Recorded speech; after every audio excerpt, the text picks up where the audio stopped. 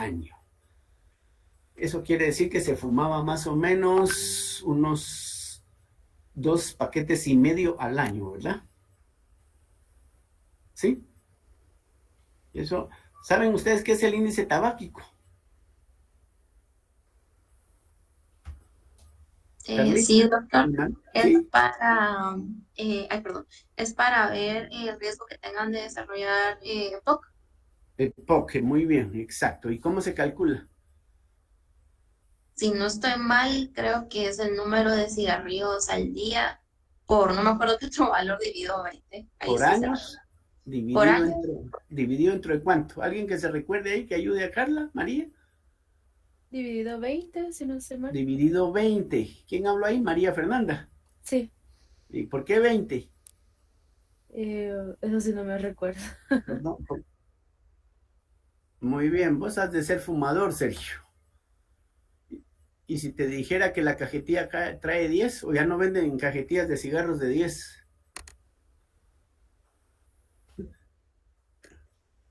todavía venden cigarros sueltos.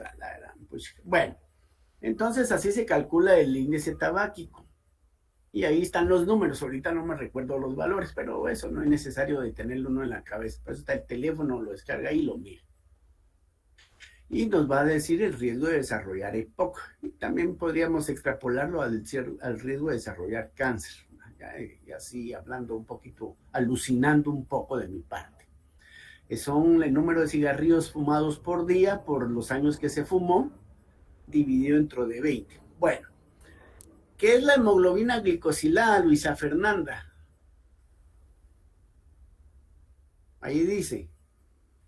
¿Y cuánto tiene y si está normal ese valor, sí o no? No, doctor. De 100 a 110 miligramos por No, no, la decilitro. hemoglobina glicosilada. Ahí lo subrayé. El ¿Lo mira? 109 por... ¿Está normal o no? No, doctor, está elevada. ¿Qué tanto elevada? ¿Alguien que opine diferente? Sí, Julio David. Si no estoy mal, la normal va menor a 5.5, si no estoy mal, ¿verdad? Sí, va a depender mucho de la escuela donde la miren, pero uno dice que abajo de 6, otro abajo de 5,5 y ahí está. Entonces eso quiere decir que tiene un control adecuado de la glicemia en este momento el paciente, ¿verdad? Y los valores de 100 a 110 de glicemia están normales. No nos vamos a meter a hablar ahorita de diabetes porque no es el asunto, pero es importante recordándonos lo que hablábamos ayer en la clase. ¿Se recuerdan ustedes de los factores de riesgo para las enfermedades cardiovasculares? Bueno, entonces tuvo carcinoma de próstata o tiene carcinoma de próstata en estadio clínico T1C NX-MX tratado con braquiterapia en 2014, análisis de antígeno prostático específico normal en los últimos controles. ¿Qué es la braquiterapia? ¿Han oído ese término?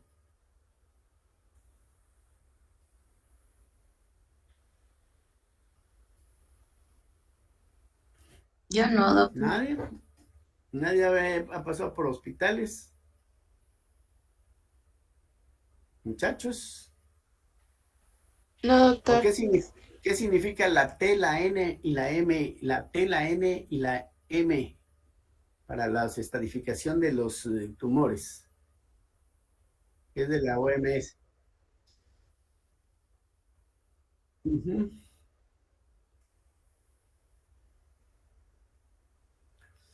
Exacto, el T es de tamaño, el N es de nódulos o ganglios que tenga afectados y la M de metástasis. Muy bien, ¿quién fue el que habló ahí? No me di cuenta.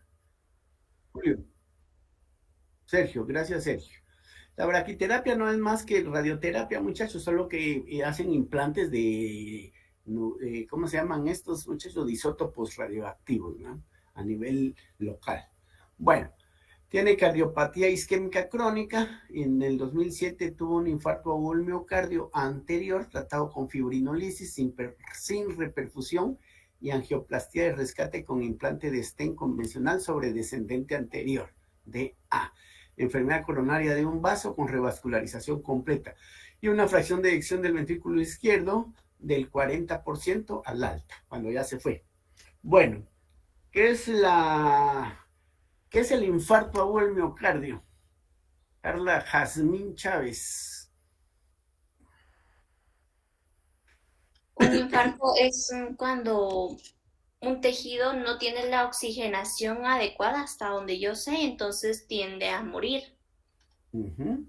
Exacto, en este caso el Entonces, miocardio, ¿ah? en este caso la ubicación sería en el miocardio anterior del corazón del paciente. Exacto, a ver, nuestro corazón. Bueno, vamos a ver, Julio David, decime las paredes del corazón, de adentro hacia afuera. De acá, endocardio, miocardio y pericardio. ¿Endocardio? ¿Perdón? Miocardio y pericardio. Seguro que pericardio. Sí. ¿Qué es el pericardio?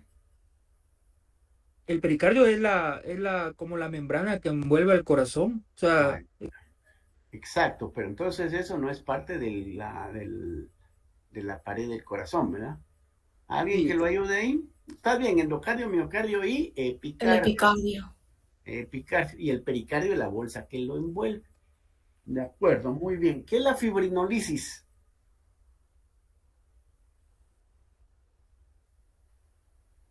¿Quién habló por ahí que no lo miro? Ah, Sergio, perdón. Es que no los puedo ver a todos porque como tengo aquí el caso presentándoselos. Bueno, es con la disolución o la lisis del trombo, ¿verdad? ¿Por medio de qué?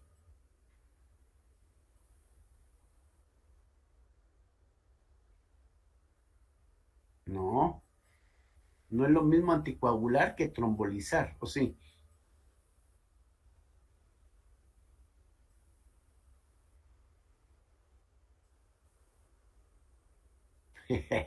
Antiagregar, anticoagulación y trombolizar es totalmente diferente. Exacto. ¿Y con qué se tromboliza?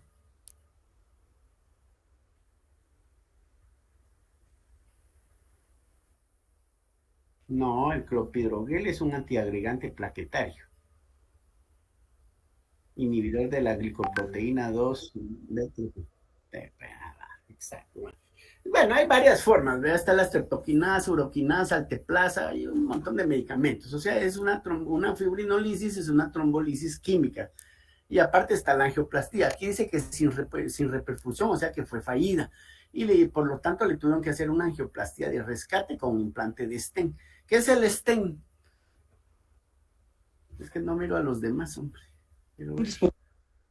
Perdón, ¿quién habló por ahí? Arianita. Ariana. ¿Qué es el stent? El stent, no sé si es, pues, como la simulación o como un artefacto que sirve para simular una arteria, como una prótesis o como Exacto, algo que... es una prótesis. Ah, Muy bien. Fíjate que sí. se te mira mera empañada la pantalla, Ah, Ariana. creo que es acá. Ya, o no. Igual se quedó. Bueno, no sé, la cámara. Hacer la camarita. Bueno, sí, Carlita Jazmín Chávez Jiménez, hija de mi amigo. ¿Cómo es que se llama? Jorge Mario. Jorge Mario. Ya se me olvidan las cosas. ¿Qué ibas a decir? Que, por ejemplo, mi abuelito le hicieron hace unos años una cirugía a corazón abierto y a él le colocaron un stent. Entonces, yo lo que pregunté y lo que me dijeron era que un stent era una como mallita, que lo que iba a hacer era desobstruir la arteria que él ya tenía tapada. En este caso eran las coronarias, entonces le pusieron su stent y ya ahorita ya está re bien, pero sí me acuerdo de que es para desobstruir las arterias. Cabalmente no es para desobstruir, es para desobstruirla, ¿verdad? Para quitar la obstrucción. Es como dijo Ariana, es una prótesis que cabalmente es una malla metálica que se expande y hay medicados y no medicados. Y los medicados tienen una cosa que se llama tracolimus, que son unos inmunomoduladores para evitar que se trombosen otra vez, pero se hacen una angiografía o una angioplastía y se va viendo. Meten un catéter y lo van a colocar y de ahí lo expanden, pero primero limpian la arteria. Bueno, muy bien. Y la fracción de eyección, aquí dice FEBI. ¿Qué es la fracción de eyección del ventrículo izquierdo? Muchas que no miro a los demás, son por eso. Vamos a ver quién es. Doctor, vendría siendo la cantidad de sangre que es bombeada desde el ventrículo izquierdo. Stephanie, ¿hablaste tú? Sí, doctor. Exacto, la fracción de eyección es el porcentaje de sangre que el corazón expulsa en cada latido.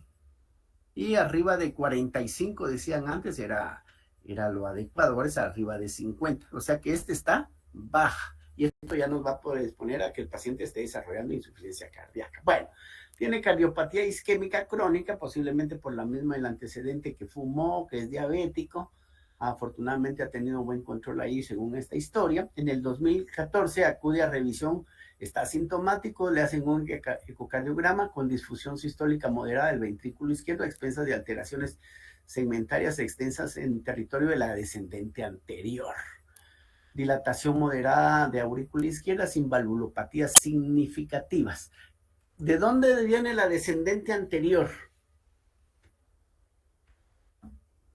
¿O qué es la De la descendente? coronaria izquierda. De la coronaria. Exacto. ¿Cuántas coronarias tenemos? Está la izquierda y la derecha que se van ramificando.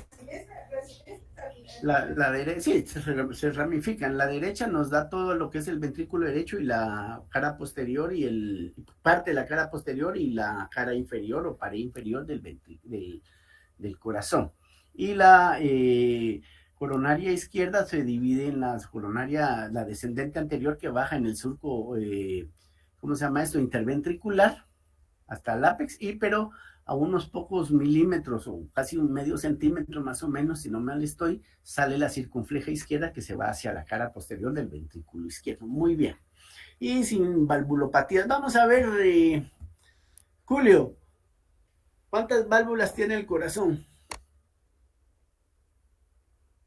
No se te oye. Doctor, no sé si ya me escucha. Ahora sí. En el corazón derecho tenemos la tricúspide y la pulmonar, y en el izquierdo la mitral y la aórtica. ¿Por qué se llama tricuspidia? Porque tiene tres como Valvas. valvas, exacto. Exacto. Desde yo, pero son valvas. ¿Cuántas valvas tienen la válvula aórtica y la pulmonar? Creo que tiene dos. No. ¿Alguien por ahí? Sergio. ¿Y la pulmonar? ¿Seguro? A los que no les pregunto es porque no los logro ver aquí, muchachos. No es que los esté discriminando, ¿verdad? María Fernanda, ¿estás por ahí? Sí, aquí estoy, doctor. Va, entonces, ¿cuántas valvas tiene la pulmonar?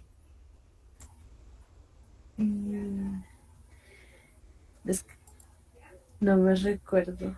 La única válvula cardíaca que tiene dos valvas es la mitral. De ahí las otras tres tienen tres valvas. Porque si la aórtica o la pulmonar tuvieran solo dos valvas, serían bivalvas y eso ya les da insuficiencia. Insuficiencia valvular, ¿de acuerdo? Bueno, sin valvulopatías significativas, afortunadamente. Dice, en el 2016 consulta por disnea de esfuerzo clase 2 de la NIJA que le llaman, ¿verdad? ¿Alguien que sepa hablar inglés bien? New York Heart Association, ¿así se pronuncia o no? Así masticado el inglés, ¿no? De un mes de evolución. ¿Eso qué significa? María Fernanda, ya que te miro ahí tan alegre. ¿Qué cuestión lo de la disnea? ¿Qué es eso de la NIJA?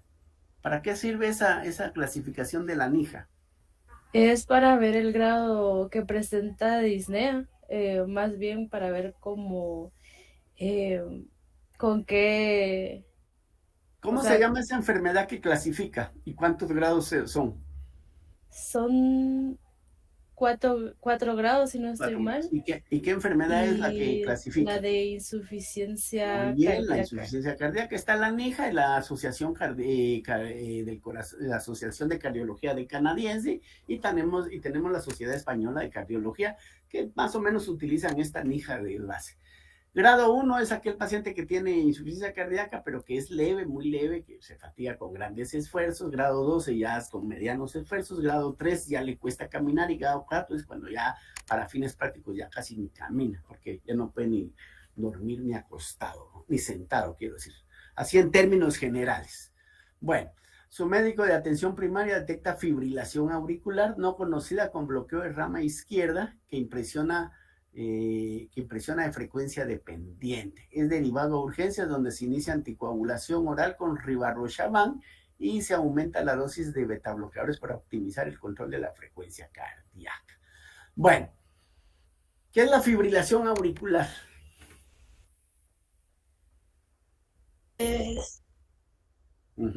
Vale, entonces ya que hablamos de arritmias, de todos modos les voy a dar el diagnóstico de una vez porque lo que quiero es que miremos, que discutamos, hablemos un poquito del corazón nada más. El diagnóstico que tiene es cardiopatía isquémica crónica y un infarto agudo del miocardio antiguo, enfermedad de un vaso con revascularización completa, que fue lo que le hicieron, y una disfunción sistólica severa del ventrículo izquierdo sin angor actual, o sea, sin el angor, ¿qué es?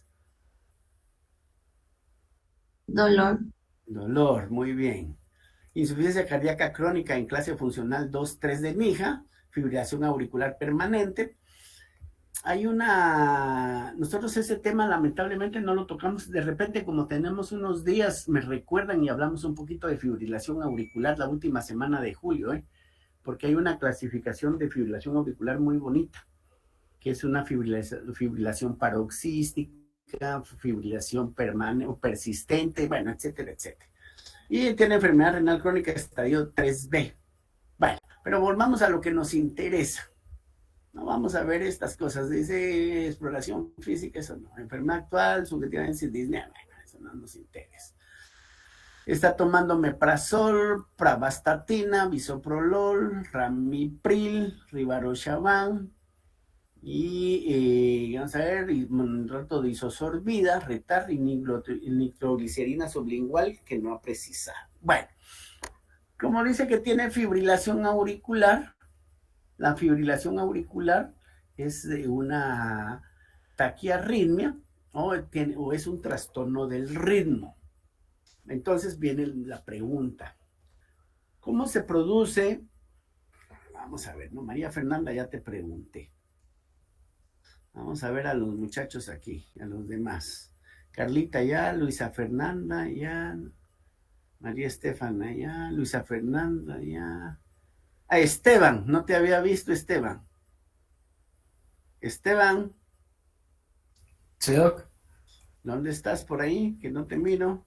Ahí está. Bueno, háblame un poquito, o mejor dicho, háblanos, porque estamos todos, un poquito del sistema de conducción del corazón.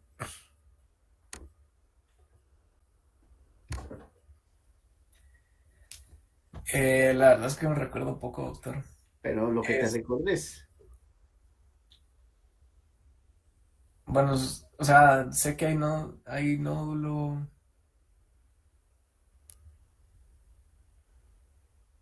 ¿Cuál es Ajá. ¿Cómo se llama el marcapaso del corazón?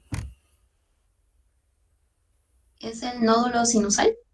Ese. ¿Quién contestó por ahí? Nódulo sinusal. Carla, pero Aragón. Carlita Aragón. Va, pues ya te dieron el primero. El nodo sinusal o sinoauricular. El nodo no es el nodo sinusal, es el nodo sinoauricular o el seno auricular, ¿de acuerdo? De ahí vendría el ventricular. Va, ¿cómo se llama ese? El nódulo aurículo ventricular. Uh-huh. ¿Cómo se transmite el impulso del nodo sinoauricular al nodo aurículo ventricular? ¿O es por medio de Bluetooth? ¿O es inalámbrico? Es por la ramificación de las de Higgs. Espérate, Carlita. No. Perdón, Te fuiste, de todos modos, no es así. te fuiste de largo.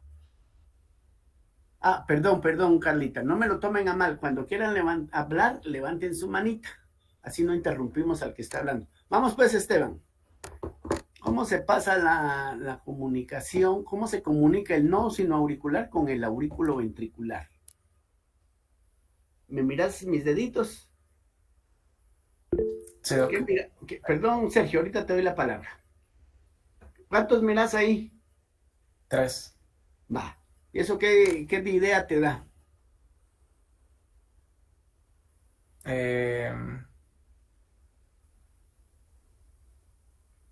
Sin pena, hombre, sin miedo. Aquí ¿no? Si nos equivocamos, nos corregimos. Ninguna idea. Va. Más Sergio, periódico. Sergio, levantaste la mano. Va.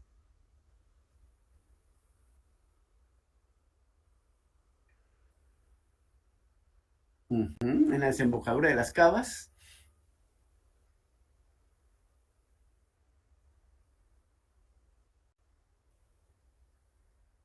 No. Ahorita María Stephanie. Ahorita.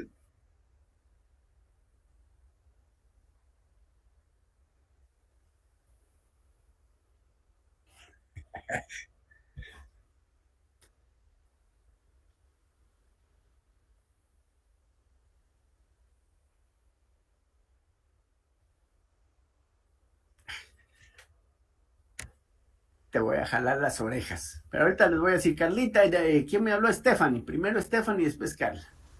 Sí, doctor, del seno sinoauricular, de ahí salen 3 haces internodales, Exacto. donde Perdón. se unen un y poquito. llegan. Para. Son 3 haces internodales, muy bien. Eso es lo que querías decir, Sergio, me imagino. Lo que pasa es que te hiciste bolas. Entonces, Esteban, y a los demás que no se nos olvide, son 3 haces internodales. Bueno, ¿ibas a decir algo más, María Stephanie? Sí, que al llegar al nódulo auriculoventricular, ahí es donde ya se ramifica en el haz de His, que baja a través del tabique interventricular y de ahí se ramifica para hacer las ramas de Purkinje, creo que se no esté mal. Más o menos. Sí, Carlita, ¿qué ibas a decir? Lo mismo que Stephanie, que eran 3, las 3 ramitas que eran una anterior, una media y una posterior. De ahí que pasaba por el tabique del corazón y se decían las ramitas de las de His, que yo ya le había dicho antes que me brinqué. El haz de His, ¿cómo se divide? Porque Stephanie se nos saltó de una vez. En derecho y izquierdo. Derecho, rama derecha y rama izquierda. ¿Y la rama izquierda cómo se divide? María Fernanda.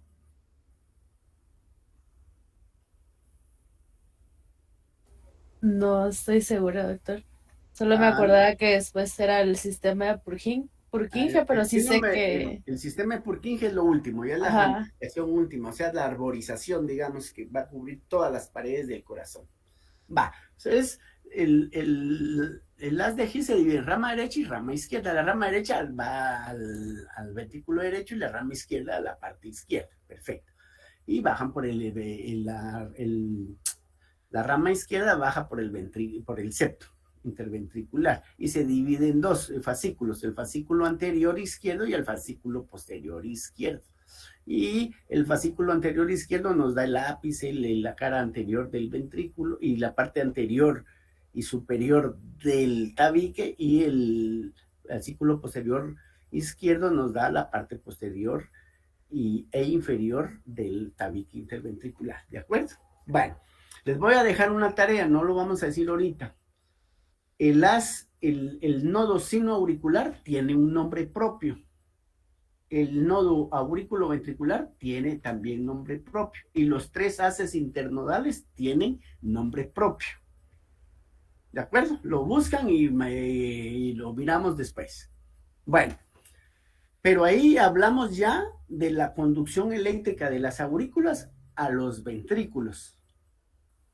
¿Cómo se produce la conducción eléctrica en las aurículas? ¿En qué momento? porque ahí solo estamos hablando del nodo sinoauricular que está en la aurícula derecha, que pasan al nódulo auriculoventricular, que también está del lado derecho, supraventricular, pero no dice, bueno, aquí se despolariza, se inerva las aurículas. ¿Cómo se produce la inervación o la conducción eléctrica de las aurículas? Hay varias teorías. De todos modos, quiero que las vayan a leer. Antes que se me olviden, no crean todo lo que yo les digo. Siempre vayan a leer, cuestionen. Todo lo que yo les digo, cuestionenlo. Tienen duda, van a revisar. Y al día siguiente me paran, o ahorita mismo en la discusión, mire doctor, ahorita yo agarré mi teléfono y vi que usted está equivocado por esto y esto. Sin miedo, muchachos. ¿Verdad, Dianita? Sin miedo. Estamos aprendiendo aquí todos. Bueno, entonces hay varias teorías. Uno dice que es por continuidad y otro dice que salen unas pequeñas fibras tanto de los haces internodales del nodo sinoauricular hacia la aurícula derecha y se van hacia la aurícula izquierda. Y que también hay varios focos en las aurículas. Y la fibrilación auricular es precisamente eso, una alteración en la conducción eléctrica a nivel de las aurículas, haciendo perder el control del nodo sinoauricular, porque son focos ectópicos de descarga, de despolarización, ¿verdad? De conducción eléctrica, y por eso se da la fibrilación auricular. Entonces ya tienen 2 tareas. 3. La primera, buscar los nombres propios de los nódulos y de los haces internodales. La primera era ver la fibrilación auricular y su clasificación. La segunda es los nombres propios y la tercera es ver cómo se conduce el impulso a nivel de las aurículas. Bueno, y ahora, bueno, sí, Carlita, Carla Jasmine, que tenemos 2 Carlitas, Carlita con C y Carla con K. Que podría repetir otra vez el orden de las tareas. Disculpe, es que se me trabó mi audio. Va. La primera es que vayan a revisar la clasificación de fibrilación auricular. La segunda, los nombres propios de los haces internodales y de los nodos sinoauricular y auriculoventricular. Y la tercera, cómo se conduce el impulso a nivel de las aurículas. ¿Estamos? ¿Quieren agregar algo al respecto ahorita o porque va otras 2, 3 preguntas y terminamos? El paciente ya vieron, 71 años, diabético, fumó un montón, fumó 2 cajetillas diarias por 30 años, no, por 30 paquetes al año, no dice realmente cuánto fumó porque dice exfumador hasta 2007. No dice realmente cuánto tiempo fumó, no podemos calcular ¿cómo se llama esto? El índice tabáquico. Bueno, ¿preguntas? ¿Comentarios?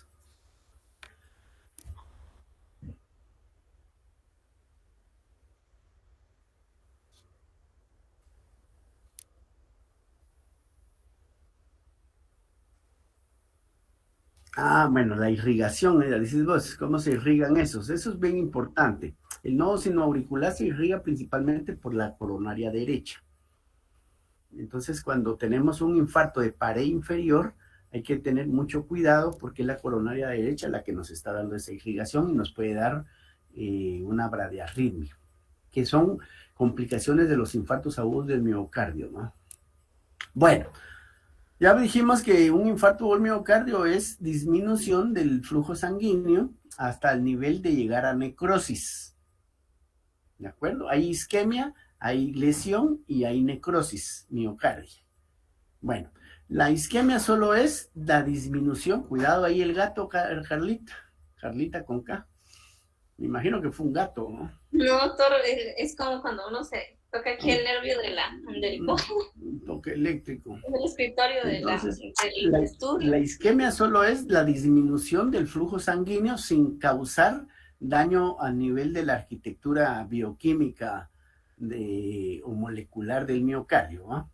La lesión, hay un reblandecimiento del tejido, pero no destruye la arquitectura todavía. Y la necrosis, ahí sí ya se perdió toda la estructura molecular.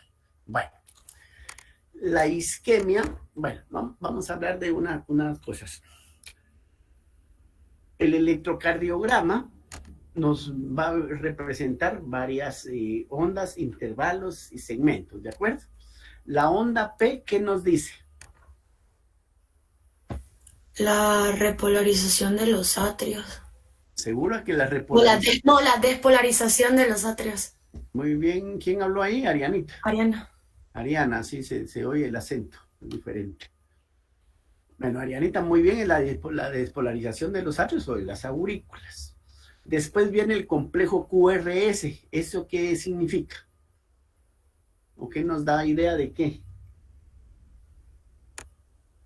La de los ventrículos.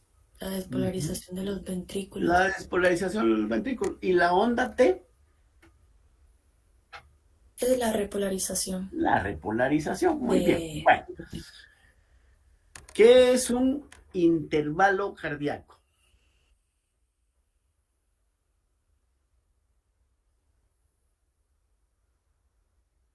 Es el tiempo de un lado a otro lado. Por ejemplo, el intervalo P, el intervalo PR, perdón, el intervalo PR, ¿qué nos mide? Arianita. Lo que comenté, la despolarización Exactamente. de los La atrios. despolarización de las aurículas hasta el inicio de la despolarización de los ventrículos. ¿Y cómo se mide? ¿De dónde a dónde se mide, María Stephanie?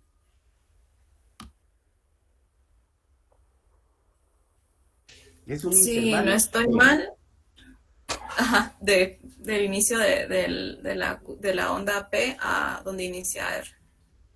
El complejo QRS. Ajá. Realmente se debería de llamar el intervalo PQ, ¿verdad? Pero a veces la Q no se mira. Y se llama intervalo PR. La característica es que incluye la P, el intervalo incluye la P, o sea, incluye una onda. Y el segmento solo es la distancia entre dos ondas. Por ejemplo, el segmento ST, que empieza cuando termina la S del QRS y termina donde empieza la onda T. ¿Sí me di a entender? Los intervalos incluyen las ondas y los segmentos no. Bueno, la isquemia la vamos a ver reflejada en la onda T. La onda T. La lesión la vamos a ver en qué? En el segmento qué? ST. En el segmento ST. Muy bien. La isquemia en T y la lesión en el segmento ST. ¿Y la onda Q qué nos da la idea? Este es el de necrosis. El de necrosis. ¿Y cuánto debe de ser en porcentaje en relación a la onda R? Creo que no debe sobrepasar la mitad, si no estoy mal. Un poquito menos. Un poquito menos. Si pasa la mitad, sí, ya estamos jodidones. Es el 25%, arriba del 25% dice uno que ya es significativa la onda Q. Si yo miro un electrocardiograma, Carlita con C, Aragón es, ¿verdad? Sí, doctor. Tú fuiste la que creó el grupo, ¿ah? Sí. Ah, va. Carlita Aragón, mi niña preciosa, cómo te quiero, dice en una novela ahí. Si yo agarro un electrocardiograma y lo único que miro son ondas Q, ¿qué significa eso? No, bueno, no, aparte de lo demás, pues, quiero decir, la alteración que voy a ver es una Q arriba del... ¿Qué es significativa, pues? Sin ningún otro cambio. La verdad le quedó mal en eso, doctor. No, si lo acabamos de decir. ¿Qué te refleja la onda Q? La despolarización de los atrios. No, la presencia de onda Q. Dijimos que la T es isquemia, la lesión de segmento ST, y la Q, ¿qué dijimos que era? Sí, necrosis. Exacto. Esa presencia de onda Q puede ser aguda o puede ser crónica. O puede ser las dos cosas. Pues me imagino que crónica para que haya una necrosis. Exacto, pero a veces es aguda. Cuando hablamos de un infarto Q, que es un infarto transmural, abarcó las 3 capas del corazón. Pero regularmente, si no hay ningún otro cambio y solo tenemos onda Q, quiere decir que es un infarto antiguo. por necrosis. Va. En términos generales eso. El índice de masa corporal, ¿cómo estaba con este señor?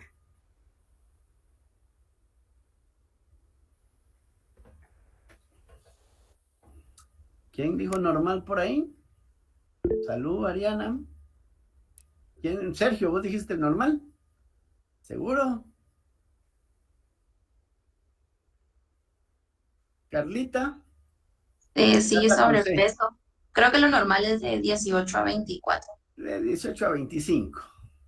Bueno, cuando yo lo aprendí era de 20 a 25 lo normal y abajo de 20 estaba desnutrido. Pero por ahí vi una tabla donde dice de 18 a 24, 25. De 25 a 30 es sobrepeso y arriba de 30 ya es obesidad 1 y hasta cuando llega obesidad 2 y después ya tenemos obesidad mórbida. ¿Y cuando hablamos de obesidad supermórbida? Luisa Fernanda. Según el índice de masa corporal, ¿cuándo hablamos de obesidad supermórbida?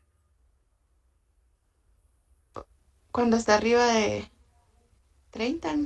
No, de 30 dijimos que es obesidad grado 1. Permíteme, Carlita Aragón, que piense un poquito Luisa Fernanda. Pues sí, Luisa Fernanda, mi reina preciosa. Bueno, se nos fue Luisa Fernanda. Carlita María Aragón. Creo que es arriba de 40 o 42. Arriba de 40 estamos hablando de obesidad mórbida. Cuando hablamos de supermórbida, sí, Carlita, Jazmín, Carla con K. ¿Cuándo es No estoy supermórbida? segura si era 40 y 45 Arriba de 50. de 50. ¿Cómo se calcula el índice de masa corporal, Luisa Fernanda? El peso y la altura. El peso por la altura. ¿El peso cómo? ¿Qué tenés que hacer con el peso? El peso en kilogramos. Exacto. ¿Y cómo calculás, cómo transformás el peso en kilogramos si nosotros manejamos libras? 2.2, si no estoy Por mal. 2. Sí, 2.2. Sí, está bien, 2.2, pero la pregunta es por. O sea que lo multiplicás. No, se divide. Exacto, exacto. Y recuérdense que yo soy de la vieja escuela, muchachos. Vengo cuando yo era niño y ustedes no estaban ni en proyectos siquiera. Cuando era niño eran los años 70, se pueden imaginar usted. Entonces ahí en la escuela me enseñaron que por es multiplicación, entre es división y así, ¿de acuerdo? Bueno, pero es dividido, ¿no? Y en la talla, o agarro mi talla, ¿la talla es en metros o en centímetros? En centímetros. ¿Segura? Por ahí dice Carlita María con C que no.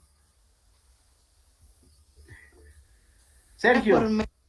En metros. En metros.